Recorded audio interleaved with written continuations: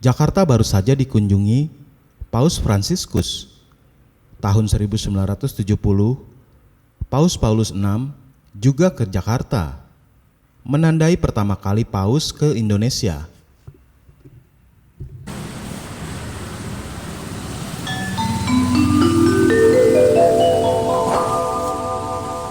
Nona manis dari Jakarta,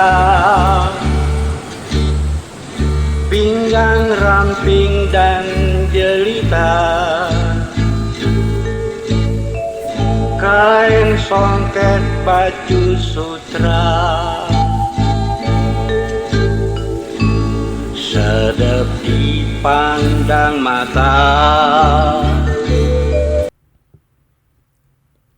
Kamis 3 Desember 1970 sore, pesawat DC-8 Alitalia yang ditumpangi rombongan pimpinan spiritual Gereja Katolik sekaligus Kepala Negara Vatikan, Paus Paulus VI, tiba di Bandar Udara Kemayoran, Jakarta setelah bertolak dari Sydney, Australia. Kedatangan Paus Paulus VI itu untuk memenuhi undangan dari pemerintah. Begitu berjalan turun dari tangga pesawat, Paus Paulus VI disambut Presiden Soeharto. Anak-anak sekolah dari SMP, SMA, dan Sekolah Pendidikan Guru Santa Ursula menyambut Paus. Dipapah seorang anak muda berjas hitam, Paus pun lantas naik mimbar. Bersama Presiden Soeharto, dia membacakan teks pidato. Kunjungan Paus Paulus VI di Jakarta merupakan rangkaian perjalanan apostoliknya ke Asia Barat, Oseania, dan Australia dari 25 November hingga 5 Desember 1970. Inilah pertama kali Paus berkunjung ke Indonesia. Setelah dari Bandar Udara Kemayoran, Paus Paulus VI bergegas menuju Gereja Katedral untuk melakukan misa singkat. Kemudian, Paus dan rombongan bertolak ke Istana Merdeka untuk memenuhi undangan Presiden Soeharto. Perbincangan cukup panjang, membahas soal masalah toleransi agama. Usai pembicaraan tertutup itu, Soeharto dan Paus saling bertukar kenang-kenangan. Kepada Paus, Soeharto memberikan ukiran jati yang menggambarkan riwayat wayang. Lukisan Sri Paus yang dibuat pelukis Indonesia dan gagang lilin bercabang 3 berbahan perak. Sedangkan Paus memberikan lukisan pemandangan karya pelukis De Bellotti.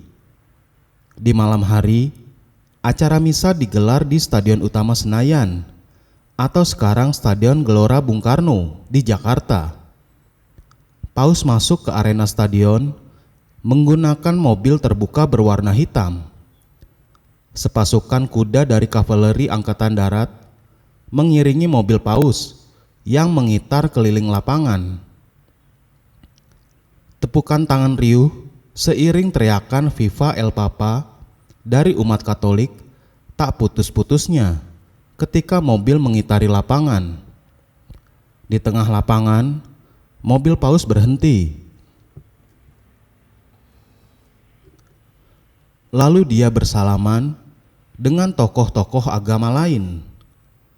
Altar tersedia di tengah lapangan itu.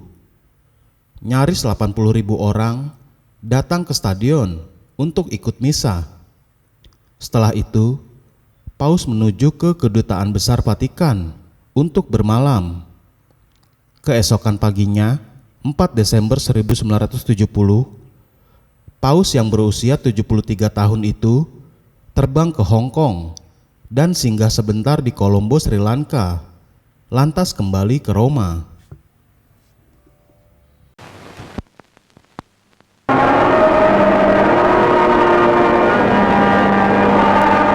Pada tanggal 3 Desember 1970, International Airport Kemayoran, Jakarta, untuk kesekian kalinya menunjukkan kesibukannya yang luar biasa dalam rangka penyambutan tamu-tamu agung negara.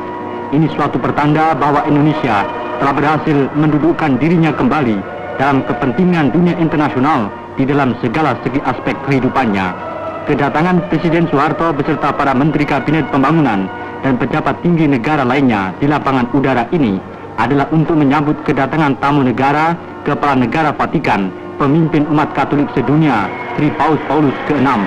Hadir pula dalam upacara penyambutan ini para duta besar negara-negara asing di ibu kota serta para pejabat lembaga-lembaga negara tertinggi. Pesawat terbang Al Italia yang membawa rombongan tamu agung mendarat dengan selamat di Kemayoran Airport. Di tangga pesawat, Presiden Soeharto dan Ibu Tien Soeharto menyambut kedatangan Sri Paus Paulus ke-6 dengan penuh rasa persaudaraan sesama umat manusia, diiringi rasa syukur kepada Tuhan Yang Maha Esa. Kunjungan Kepala Negara Vatikan Paus Paulus ke-6 di Indonesia ini adalah kunjungan untuk pertama kalinya yang dilaksanakan dalam rangka kunjungan muhibahnya di Asia Timur Jauh dan Australia, baik secara kenegaraan maupun keagamaan sebagai pemimpin umat Katolik.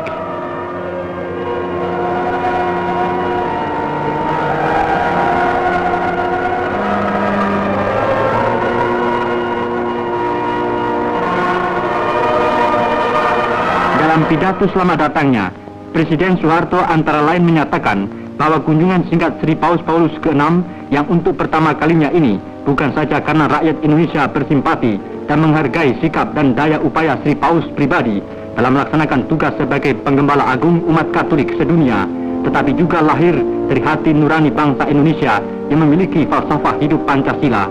Dalam mempertahankan kemerdekaan dan membangun masa depannya, bangsa Indonesia tidak membeda-bedakan suku, asal-usul, kedudukan maupun keyakinan agamanya. Dalam pidato sambutannya, Sri Paus Paulus ke-6 antara lain menyatakan kegembiraannya dapat berkunjung ke Indonesia dalam rangka memenuhi undangan pemerintah Republik Indonesia.